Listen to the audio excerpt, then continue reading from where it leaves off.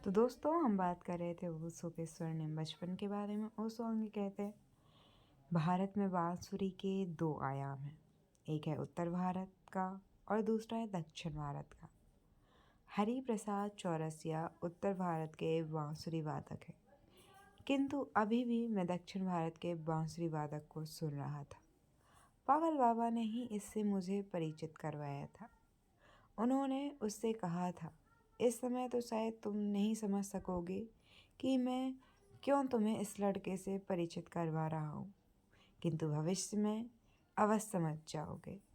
उस बांसुरी वादक ने मुझे हैरानी से देखा और फिर बोला, बाबा, यह आपकी कृपा है कि आप वर्तमान से ही नहीं वरन भविष्य से भी मेरा परिचित करा रहे हैं। वह जब कभी पागल बाबा से मिलने आता तो वहाँ मुझसे भी भेंट हो जाती। बाबा उससे कहते, इसके पैर छुओ, और वह बड़े संकोच से मेरे पैर छूता। पागल बाबा के आदेश पर न चाहते हुए भी उसे ऐसा करना पड़ता। दक्षिण के इस बांसुरी वादक का नाम है सचदेव। बांसुरी बजाने का इसका ढंग दूसरा ही है।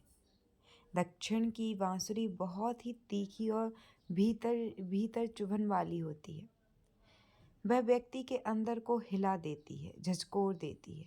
उत्तर भारत की बांसुरी में बहुत मधुर होती है, किंतु थोड़ी स्पष्ट होती है। उत्तर भारत की भांति सपाट। पागल बाबा ने मुझे केवल बांसुरी वादकों से ही नहीं, दूसरे संगीतज्ञ से भी परिचित कराया। वे स्वयं एक महान संगीतज्ञ थे। प्राय सभी संगीतज्ञ जानते थे कि वे किसी भी चीज़ से संगीत उत्पन्न कर लेते।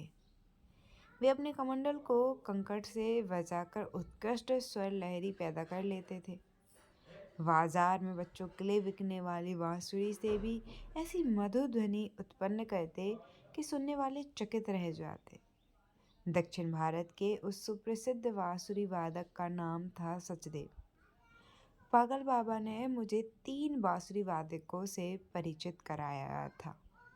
एक थे हरि प्रसाद चौरसिया, दूसरे थे बंगाल के पन्नालाल घोष।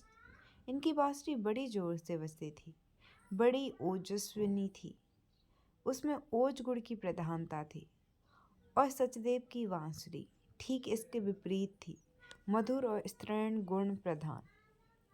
इन संस्मरणों को सुनने का मेरा मुख्य उद्देश्य यह है कि मैं अपने मानस पटल पर अंकित समस्त स्मृतियों को पूरी तरह से पोंछ देना चाहता हूँ। इस संसार से विदा होने से पहले मैं चाहता हूँ कि मेरे मन और हृदय पर किसी प्रकार का कोई बोझ न रहे, ताकि ज़्यादा समय भी मैं वैसा ही कोरा जाऊँ जैसा मैं आया था। पागल बाबा ने कई संगीतज्ञों से मेरा परिचय कराया। जब मैंने उनसे पूछा कि वे क्यों ऐसा करते हैं, तो उन्होंने उत्तर दिया कि एक दिन तुम बहुत बड़े संगीतज्ञ बनोगे। एक प्रकार से उन्होंने ठीक कहा। मैं संगीतज्ञ तो नहीं बना, किंतु मैंने हजारों लोगों के अंतर्वीणा को झंकृत कर दिया है। मैंने जो संगीत उत्पन्न किया है वह किसी भी वाद्य यंत्र के संगीत से कहीं गहरा और मर्मभेदी है। मुझे तो उन तीनों बांसुरी वादकों की बांसुरी पसंद थी, किंतु उन तीनों का मेरे प्रति रवैया अलग अलग था। हरि प्रसाद मुझसे प्रेम करते थे। उनको कभी यह ख्याल नहीं आया कि मैं बच्चा हूँ और वे सुप्रसिद्ध संगीतज्ञ हैं। वे मेरा आदर भी करते थे। एक बार मैंने उनसे पूछा भी था कि हरि बाबा, मेरे प्रति आपका यह आदर भाव क्यों है? उन्होंने उत्तर दिया, जब बाबा तुम्हारा आदर करते हैं, तुम्हारे पैर छूते हैं, तो इसका कुछ कारण होगा जो मुझे अभी नहीं मालूम। मेरे लिए इतना जानना ही यथेष्ट है। पन्नालाल घोष ने मुझे पन्नालाल घोष मुझे पसंद करते थे और ना मुझे नापसंद करते थे। ना मुझे पसंद करते थे, ना मुझे नापसंद करते थे। उनके जैसे बांसुरी और कोई नहीं बजा सकता। वे अपनी बांसुरी पर शेर की तरह गरजते थे। इसलिए मैंने उनसे पूछा कि यूं तो आप बहुत ही नर्म दिल आदमी हो, लेकिन बांसुरी बजाते समय तो आप शेर की भांति गर्जन करने लगते हैं। उन्होंने कहा, उस समय सचमुच कुछ हो जाता है, मुझ पर जैसे कुछ सवार हो जाता है। तब मैं नहीं रहता, इसलिए धुन बजाने से पहले मैं इतनी लंबी भूमिका तैयार करता हूँ, उसमें बहुत समय लगाता हूँ। पन्नालाल घोष की भूमिका बर्नार्ड शो की पुस्तक अगर 90 पृष्ठ की है तो उसकी भूमिका 300 पृष्ठ की होती। पन्नालाल घोष ने कहा कि मुझे तब तक इंतजार करना पड़ता है जब तक मुझ पर कुछ उतर ना जाए। ये शब्द है सच्चे संगीतज्ञ के। पत्रकार के ढंग का कलाकार तीसरी कोटि का होता है, उसको कलाकार कहना ही नहीं चाहिए। एक बार मुझे आवश्यकतावश पत्रकार का काम करना पड़ा था। मेरे पिता मुझे कॉलेज में विज्ञान पढ़ाना चाहते थे, किंतु मुझे विज्ञान में कोई दिलचस्पी नहीं थी। मेरे परिवार में किसी ने भी उच्च शिक्षा प्राप्त नहीं की थी। एक बार मेरे पिता ने मेरे चाचा को विश्वविद्यालय में पढ़ने के लिए भेजा था, किंतु वहाँ का खर्च वहन न कर सकने के कारण उनको वापस बुलाना पड़ा था। अब पिताजी मुझे विश्वविद्यालय भेजना चाहते थे। उनके लिए मेरी पढ़ाई का खर्च वहन करना बहुत मुश्किल था, किंतु वे सोचते थे कि जैसे तैसे पढ़ लिख कर आगे चलकर मैं अच्छे पैसे कमा लूँगा। अतः वे मुझे इंजीनियर या डॉक्टर बनाना चाहते थे, किंतु मैं तो सन्यासी बनना चाहता था। पिताजी को यह जानकर बहुत आश्चर्य हुआ। उन्होंने कहा कि अगर तुम्हें सन्यासी ही बनना है तो इसके लिए विश्वविद्यालय में पढ़ने की क्या ज़रूरत। हम दोनों एक दूसरे के दृष्टिकोण समझने में असमर्थ थे। मैंने पिताजी के लिए एक पत्र लिखकर रख दिया और घर छोड़ दिया। पत्र में मैंने लिखा कि मैं आपकी भावनाओं का आदर करता हूँ और आपकी आर्थिक स्थिति को भी जानता हूँ, किंतु न आप मुझे समझ सकते हैं न मैं आपको समझ सकता हूँ। हमारे बीच कोई पुल नहीं है, हम दोनों अलग अलग दुनिया के हैं। आपने मेरे लिए जो कुछ भी किया या करना चाहते हैं उसके लिए धन्यवाद, किंतु मैं व्यवसायी नहीं बनना चाहता। मैं आपसे तभी मिलूँगा जब मैं अपने पैरों पर खड़ा हो जाऊँगा, और तब मुझे पत्रकार का काम करना पड़ा। उस समय और कोई नौकरी नहीं मिली तो बराबर पत्रकार बनना पड़ा, और यह काम शायद मैं बहुत अच्छी तरह से ना कर सका। यह नौकरी जल्दी ही समाप्त हो गई। एक दिन मैं मेज पर पैर रखकर सो रहा था। प्रधान संपादक आया और उसने मुझे झकझोर कर उठाया और कहा कि काम के समय मुझे सोना नहीं चाहिए। मैं उठा और नौकरी छोड़कर चला आया। वह स्थान मेरे लिए उपयुक्त नहीं था। मैं पत्रकार के साथ 3 वर्ष तक रहा, किंतु उनके साथ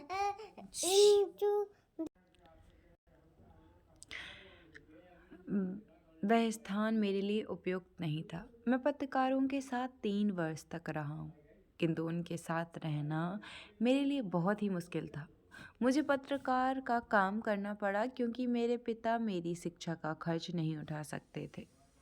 जब कभी पागल बाबा आते और मेरे पैर पड़ते तो मेरे पिता को बहुत अचरज होता। तब सर्कल को पूरा करने के लिए मैं अपने पिता के पैर छूता और पागल बाबा जोर से हंसने लगते।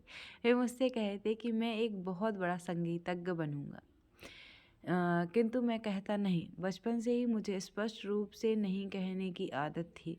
मेरे लिए हाँ कहना बहुत मुश्किल था।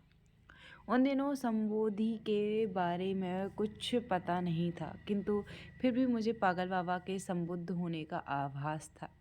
मुझे मालूम था कि वे अनोखे आदमी हैं। मुझे कुंभ के मेले में पहली बार ले जाने वाले पागल बाबा थे। कुंभ मेले में लाखों लोग होते हैं। जिस प्रकार हर मुसलमान हज करने के लिए मक्का जाना चाहता है, उसी प्रकार हर हिंदू तीर्थ करने के लिए प्रयाग जाना चाहता है। उसी प्रकार हर हिंदू तीर्थ करने के लिए प्रयाग जाना चाहता है। कुंभ मेले में सब प्रकार के हिंदू साधु संत पहुंचते हैं। पागल बाबा के साथ कुंभ मेले में जाना मेरे लिए बहुत अच्छा अनुभव था, क्योंकि वे मुझे तथाकथित सब महान संतों के पास ले गए। हजारों लोगों के सामने वे मुझसे पूछते, क्या यह सच्चा संत है? और मैं कह देता, नहीं। वे मुझे न जाने कितने साधुओं के पास ले गए और मुझे नहीं कहना पड़ता। अंत में एक संत के पास पहुंचकर मैंने कहा, हाँ, यह सच्चा संत है। पागल बाबा हंसे और उन्होंने कहा कि मुझे मालूम था कि तुम सच्चे संत को पहचान सकोगे।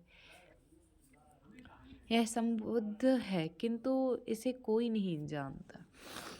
वह आदमी एक पीपल के वृक्ष के नीचे अकेला बैठा था। उसके पास कोई नहीं था। पागल बाबा ने पहले मेरे पैर छुए, फिर उसके पैर छुए।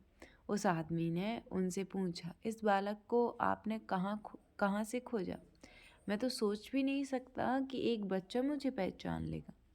आपका पहचानना तो ठीक है, मैंने अपने आप को बहुत अच्छी तरह से छुपाया हुआ है। बाबा ने कहा, यही तो हैरानी की बात है, इसलिए तो मैं इसके पैर छूता हूँ। अब तुम भी इसके पैर छुओ। उस आदमी ने तुरंत मेरे पैर छुए। बस इसी प्रकार पागल बाबा सब प्रकार के लोगों से मेरा परिचय कराते। संगीतज्ञों से उनका विशेष प्रेम था। वे मुझे संगीतज्ञ बनाना चाहते थे, किंतु मैं उनकी इस इच्छा को पूरी नहीं कर सका। संगीतज्ञ तो मनोरंजन है। मैंने उनसे कहा, बाबा, संगीत निम्न कोटि का ध्यान है, मुझे इसमें दिलचस्पी नहीं है। उन्होंने उत्तर दिया, हाँ, तुम्हारी बात ठीक है, किंतु ऊंचे उठने के लिए संगीत एक सीढ़ी का काम करता है। संगीत भी एक प्रकार की साधना है, किंतु संगीत पर ही नहीं रुक जाना चाहिए। इसलिए मैंने अपनी सब ध्यान विधियों में संगीत का उपयोग एक सीढ़ी की तरह किया।